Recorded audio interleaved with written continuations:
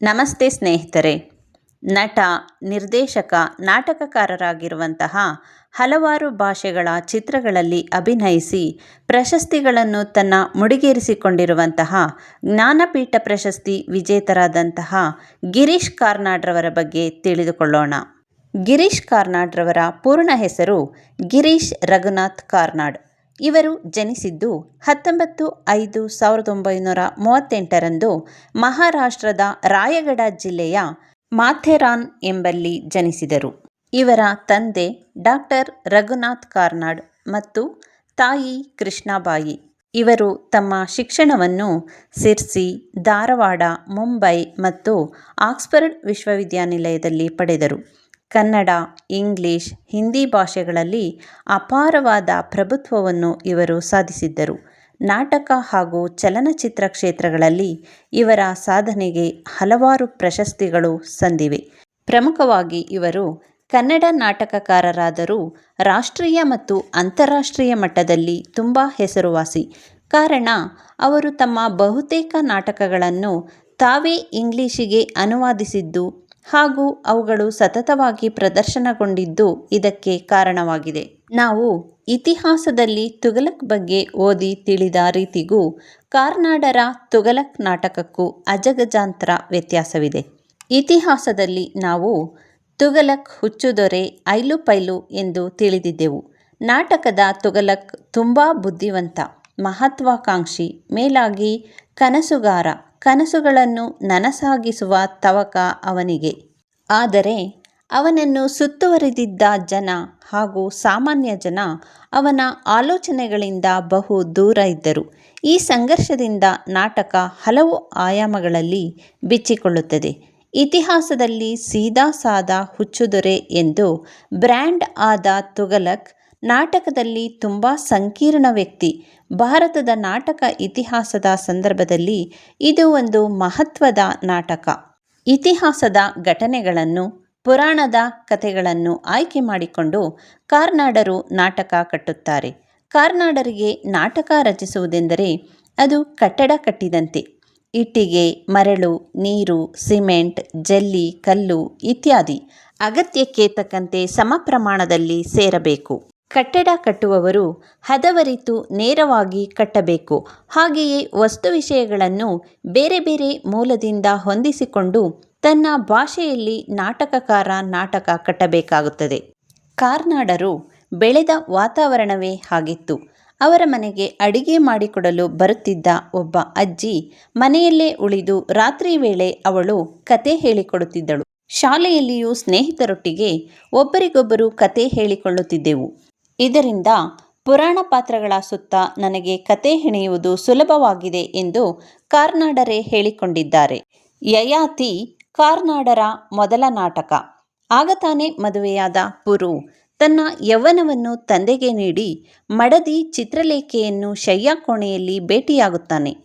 ತನ್ನ ಪತಿಯ ತ್ಯಾಗ ಕಂಡು ಚಿತ್ರಲೇಖ ಅನುಮಾನಪಟ್ಟರೂ ಮುಪ್ಪಿನ ಸ್ಥಿತಿ ಕಂಡು ಖಿನ್ನಳಾಗಿ ಸಾವನ್ನಪ್ಪುತ್ತಾಳೆ. ಶಯ್ಯಾಕೋಣೆಯಲ್ಲಿ ಯಯಾತಿ ತನ್ನ ಸತ್ತ ಸೊಸೆ ಕಂಡು ತೀವ್ರವಾದ ಮಾನಸಿಕ ಕ್ಷೋಭೆಗೊಳಗಾಗುತ್ತಾನೆ.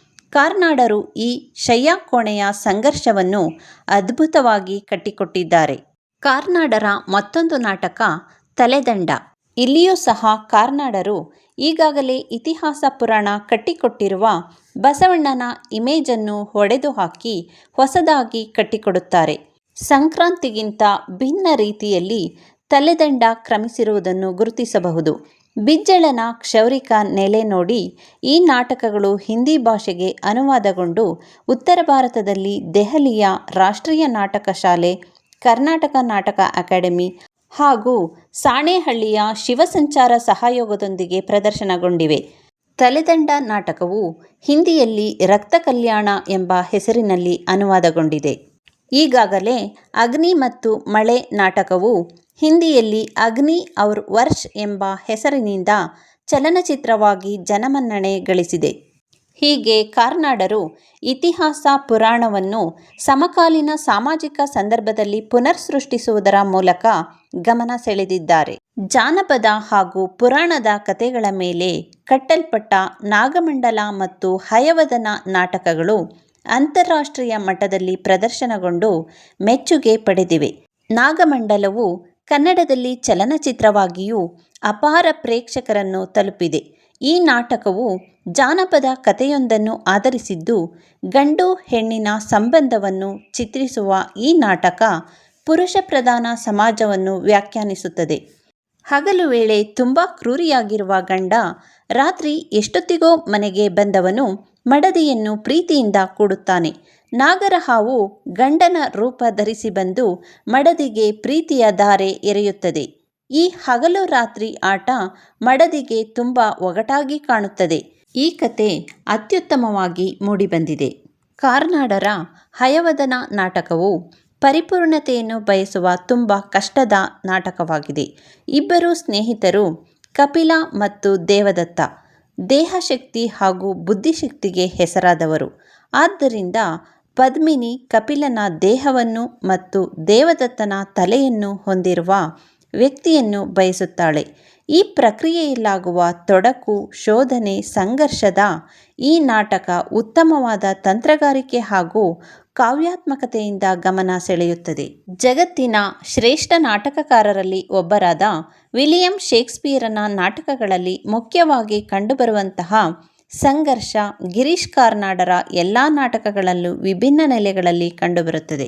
ಸಂಘರ್ಷದ ಆಯಾಮಗಳನ್ನು ವಿಶಿಷ್ಟವಾದ ರೀತಿಯಲ್ಲಿ ಕಾರ್ನಾಡರು ಕಟ್ಟುತ್ತಾರೆ. ತೀರಾ ಕಷ್ಟವೂ ಅಲ್ಲದ, ತೀರಾ ಆಡುಭಾಷೆಯೂ ಅಲ್ಲದ ಹದವಾದ ನಾಟಕೀಯ ಭಾಷೆ ಇವರ ಎಲ್ಲ ನಾಟಕಗಳಲ್ಲೂ ಇರುತ್ತದೆ.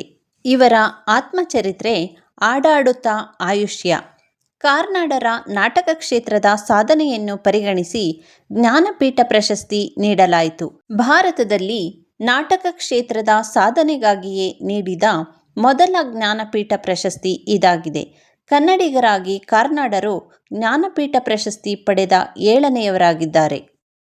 ಕಾರ್ನಾಡರು ಕರ್ನಾಟಕ ಸಾಹಿತ್ಯ ಅಕಾಡೆಮಿಯ ಅಧ್ಯಕ್ಷರಾಗಿ, ಪುಣೆಯ ಸಂಗೀತ ನಾಟಕ ಫಿಲ್ಮ್ ಸಂಸ್ಥೆಯ ಪ್ರಿನ್ಸಿಪಾಲರಾಗಿ, ಕೇಂದ್ರ ಸಾಹಿತ್ಯ ಅಕಾಡೆಮಿಯ ಅಧ್ಯಕ್ಷರಾಗಿ, ಲಂಡನ್ನಿನ ನೆಹರು ಸೆಂಟರ್ನ ಮುಖ್ಯಸ್ಥರಾಗಿ, ಚೆನ್ನೈನ ಆಕ್ಸ್ಫರ್ಡ್ ಯೂನಿವರ್ಸಿಟಿ ಪ್ರೆಸ್ನ ಮುಖ್ಯಸ್ಥರಾಗಿ ಮುಂತಾದ ಅನೇಕ ಜವಾಬ್ದಾರಿ ಹಾಗೂ ಗೌರವದ ಸ್ಥಾನಗಳಲ್ಲಿ ಕಾರ್ಯನಿರ್ವಹಿಸಿ ಅಪಾರವಾದ ಅನುಭವ ಪಡೆದಿದ್ದಾರೆ. ಇವರ ಪ್ರಮುಖ ನಾಟಕಗಳು ಯಯಾತಿ, ತುಘಲಕ್, ಮನಿಷಾದ, ಹಯವದನ, ಅಂಜುಮಲ್ಲಿಗೆ, ಹಿಟ್ಟಿನ ಹುಂಜ, ನಾಗಮಂಡಲ, ತಲೆದಂಡ, ಅಗ್ನಿ ಮತ್ತು ಮಳೆ, ಟಿಪ್ಪುವಿನ ಕನಸುಗಳು. ನಾಟಕ ಹಾಗೂ ಚಲನಚಿತ್ರ ಕ್ಷೇತ್ರಗಳಲ್ಲಿ ಇವರ ಸಾಧನೆಗೆ ಹಲವಾರು ಪ್ರಶಸ್ತಿ, ಪುರಸ್ಕಾರಗಳು ದೊರೆತಿವೆ. ಇವರಿಗೆ 1974ರಲ್ಲಿ ಪದ್ಮಶ್ರೀ ಪ್ರಶಸ್ತಿ, 1992ರಲ್ಲಿ ಪದ್ಮಭೂಷಣ ಪ್ರಶಸ್ತಿ, 1994ರಲ್ಲಿ ತಲೆದಂಡ ನಾಟಕಕ್ಕೆ ಕೇಂದ್ರ ಸಾಹಿತ್ಯ ಅಕಾಡೆಮಿ ಪ್ರಶಸ್ತಿ, 1999ರಲ್ಲಿ ಜ್ಞಾನಪೀಠ ಪ್ರಶಸ್ತಿ, ಹೀಗೆ ಹಲವಾರು ಪ್ರಶಸ್ತಿ, ಪುರಸ್ಕಾರಗಳು ಲಭಿಸಿವೆ. ಇವರು ನಿರ್ದೇಶಿಸಿದ ತಬ್ಬಲಿಯು ನೀನಾದೆ ಮಗನೇ, ವಂಶವೃಕ್ಷ, ಉತ್ಸವ, ಚಲ್ವಿ, ಕಾನೂರು ಹೆಗ್ಗಡತಿ, ಒಂದಾನೊಂದು ಕಾಲದಲ್ಲಿ ಇತ್ಯಾದಿ ಚಲನಚಿತ್ರಗಳು ಮನ್ನಣೆ ಪಡೆದಿರುವುದು ಮಾತ್ರವಲ್ಲದೆ ಜನರಲ್ಲಿ ಉತ್ತಮವಾದ ಅಭಿರುಚಿ ಮೂಡಿಸಿವೆ. ಕಾರ್ನಾಡರು ಅಭಿನಯಿಸಿದ ಸಂಸ್ಕಾರ ಚಿತ್ರಕ್ಕೆ ರಾಷ್ಟ್ರಪತಿಗಳ ಸ್ವರ್ಣ ಪದಕ 1970ರಲ್ಲಿ ಲಭಿಸಿದೆ. ಸಹ ನಿರ್ದೇಶಕರಾಗಿ ಮಾಡಿದ ವಂಶವೃಕ್ಷ ಚಿತ್ರಕ್ಕೆ ರಾಷ್ಟ್ರೀಯ ಪುರಸ್ಕಾರ 1972ರಲ್ಲಿ ಲಭಿಸಿದೆ. ಸಂತ ಶಿಶುನಾಳ ಶರೀಫ ಚಿತ್ರದಲ್ಲಿ ಗೋವಿಂದ ಭಟ್ಟರ ಪಾತ್ರಕ್ಕಾಗಿ ಅತ್ಯುತ್ತಮ ಪೋಷಕ ನಟ ಪ್ರಶಸ್ತಿ ಲಭಿಸಿದೆ.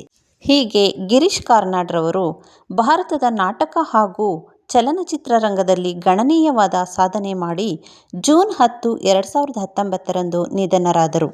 ಇದಿಷ್ಟು ಪುರಾಣ ಹಾಗೂ ಇತಿಹಾಸದ ನಾಡಿಮಿಡಿತವಾಗಿದ್ದಂತಹ ಗಿರೀಶ್ ಕಾರ್ನಾಡ್ರವರನ್ನು ಕುರಿತ ವಿಶೇಷ ಸಂಚಿಕೆಯಾಗಿತ್ತು.